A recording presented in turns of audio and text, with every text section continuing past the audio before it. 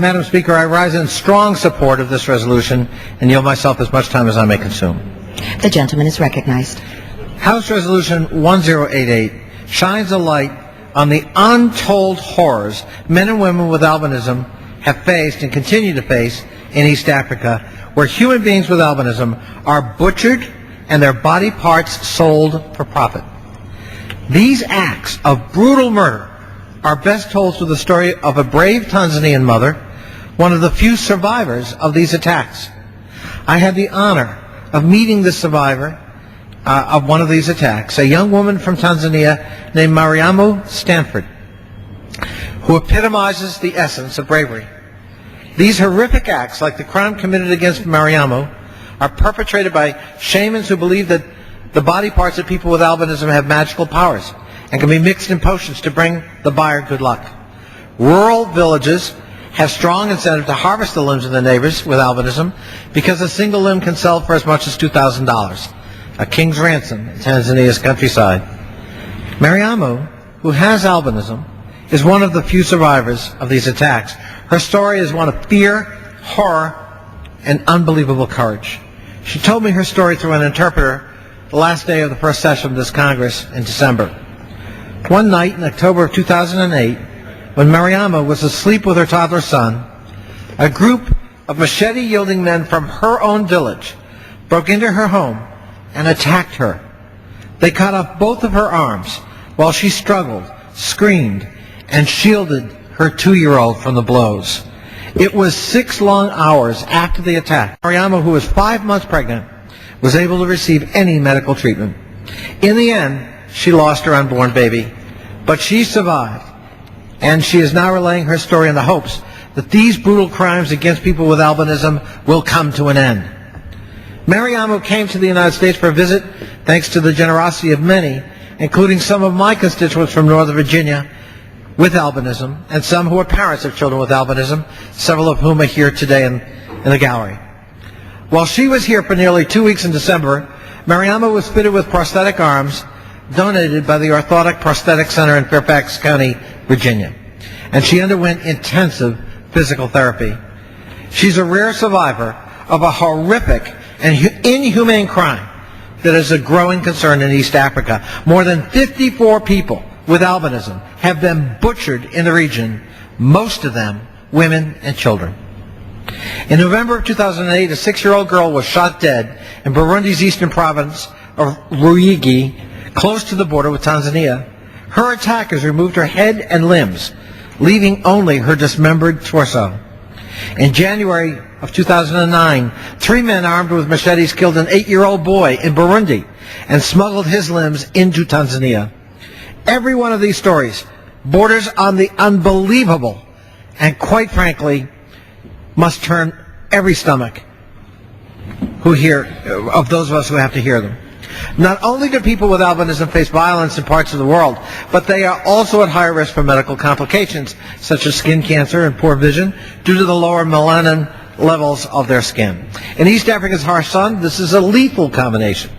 But oftentimes, people with albinism have no choice but to expose themselves to the sun with little protection, as they must be outside to work, go to school, and attend everyday business. Unfortunately, the medical issues that people with albinism face are the least of their worries.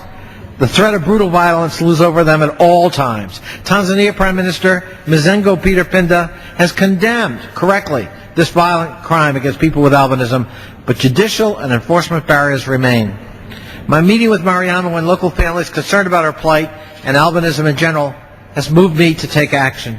I'm contacting President Obama and the State Department to urge them to place diplomatic pressure on Tanzania's federal and local governments to end these crimes now, these crimes against humanity, and to provide education to dispel the myth that body parts for those with albinism have any special properties.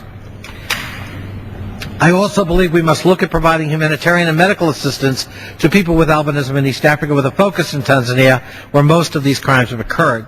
To this end, I introduced House Resolution 1088, a resolution recognizing the plight of people with albinism in East Africa, condemning these murders and mutilations, and advocating remedies to bring an end to this heinous and misguided behavior. Specifically, the resolution urges government in East Africa, particularly the governments of Tanzania and Burundi, to take immediate action to prevent any further violence against persons with albinism and to bring to swift justice those who have engaged in such reprehensible practices.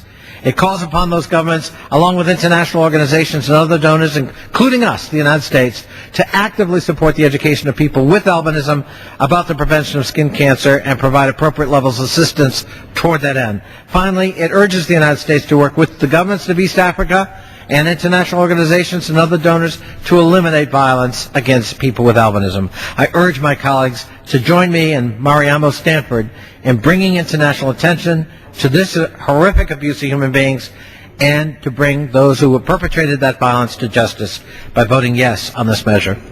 I reserve the balance of my time. The gentleman reserves. Gentlewoman from Florida. Thank you, Madam Speaker. I yield myself such time as I may consume. The gentlewoman is recognized. Thank you. And I rise today in support of House Resolution 1088. In 2008, an undercover reporter for BBC's Swahili service broke the horrific story of the occult-based killings of albinos in parts of eastern Burundi and northwest Tanzania. Since that time, it has been revealed that albinos have been killed and mutilated by so-called hunters who sell their victims' body parts to unscrupulous traditional healers. The hunt is driven by the absurd belief that albinos possess mystical powers and that their body parts can be used as talisman to bring wealth and good luck. The market itself is driven by greed. It has been reported that a complete set of body parts can fetch up to $75,000 on the black market. To be clear, the hunting and mutilation of albinos in East Africa is by no means a common practice. The number of attacks is relatively few in terms of the broader population. The hunting and mutilation of people simply because they look different is profoundly disturbing and requires us to condemn it. This resolution calls upon the governments in East Africa, particularly in Burundi and Tanzania, to take effective action to end these senseless attacks which constitute gross human rights violations. It also calls upon those governments with support from international organizations and other donors to take effective action to educate the general population with a view toward eliminating discrimination and abuse. I thank the gentleman from Virginia, Mr. Connolly, for introducing this measure, and I encourage my colleagues to support that. With that, Madam Speaker, I have no further requests for time, and I yield back the balance of our time. The gentlewoman yields back the balance of her time. The gentleman from Virginia. I thank the Speaker, and I want to thank my friend and colleague from Florida for her cooperation and support and leadership on this issue. I have to say, just on a personal note, there are many issues I thought I'd face when I came here to the United States House of Representatives. This was not one of them. It's an incredible tale, but it is something we can do something about by bringing pressure to bear on the governments in East Africa, and I thank my friend from Florida in helping to make that happen today. With that, Madam Speaker, I have no further requests for time, and I yield back the balance of my time.